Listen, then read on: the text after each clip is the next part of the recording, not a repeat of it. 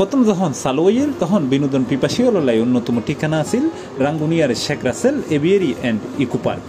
কিন্তু বর্তমানে অনেকটাই পর্যটক শূন্য বাংলাদেশের এই একমাত্র পক্ষীশা লাগান, যেটা আছে দেশের দীর্ঘতম কেবল কারও প্রতিষ্ঠার পরতুন এই পার্ক পর্যটকদের আকর্ষণ বাড়িল। গত কয়েক বছরে বন বিভাগের নানা প্রশাসনিক জটিলতা ও অব্যবস্থাপনার কারণে পার্কর জীর্ণশীর্ণ অবস্থা এখন দৃশ্যমান।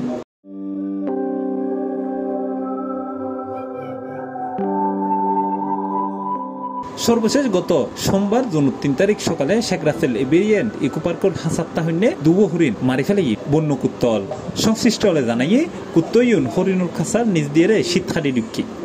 এটা বন্য কুকুররা আসে, মানে আমাদের গেট ডিমে নিচ দিয়ে বৃষ্টি হয়েছে, তারপর ওই গর্ত করে তার ঢুকে মানে একসাথে 7টা ঢুকে তাদের তাড়া করছে, ওরা ওয়ালের সাথে বাইরে খায় মানে স্টক করে 2টা হরিণ মারা গেছে।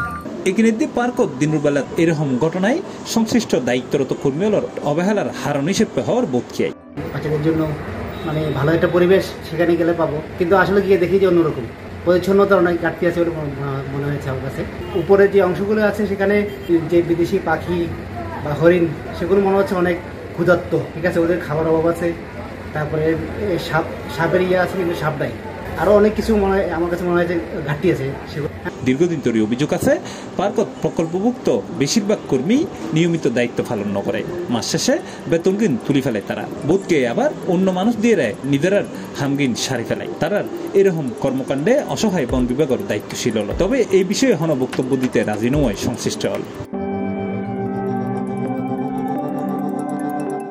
ইন্ডিয়া এইভাবে সংশ্লিষ্ট হলর অযত্ন অবহেলা আর নানা অব্যবস্থাপনায় পার্কর কেবল কার চালু তাইলেও দর্শনার্থীর সংখ্যা দিন দিন কমিয়ে বাচ্চাদের আসছি, ফ্যামিলি সহ আসছি, ব্যাকুল এরা মানে ইকো পার্কের সৌন্দর্য চাই পেলাই বাবু অনেকদিন নয় আসলে আইবেল এসে হাজিয়ে আমরা ফ্যামিলি নিয়ে আসছি।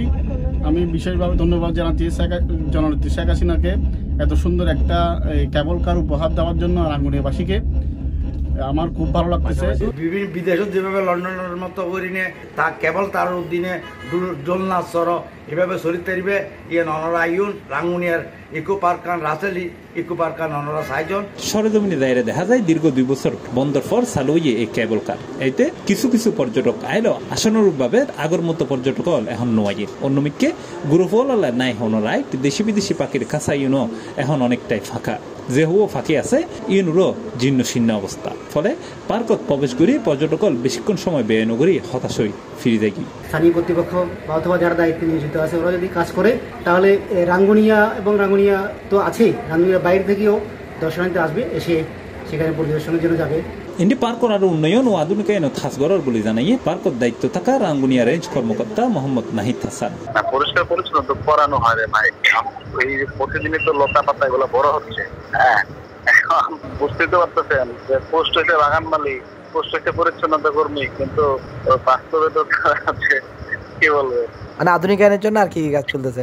আধুনিকায়নের জন্য চলতেছে বড় খাঁচা, গেট, তারপরে ঝর্ণা, তারপরে যে লেকের পাশে যে ওয়াক ওয়ে করবে, তারপর চিলড্রেন কর্নার করবে, এগুলো আর কি। সরকার কোটি কোটি টাকা ব্যয় হইতে কিন্তু এই আকর্ষণীয় করি পেলে, কিন্তু নানা ব্যবস্থাপনার কারণে এই আকর্ষণীয় কেবল কারণ আকর্ষণ দিন দিন অনেকটা কমে যাবে। তো এই অব্যবস্থাপনা দূর করিয়ার যদি সুন্দর ব্যবস্থাপনা করে তাহলে আর Sheikh Russel aviary and eco পার্কের পর্যটকদের যে অভাব মোচন হবে বলে মনে করে সচেতন। জগলুল হুদা, C+ TV, রাঙ্গুনিয়া।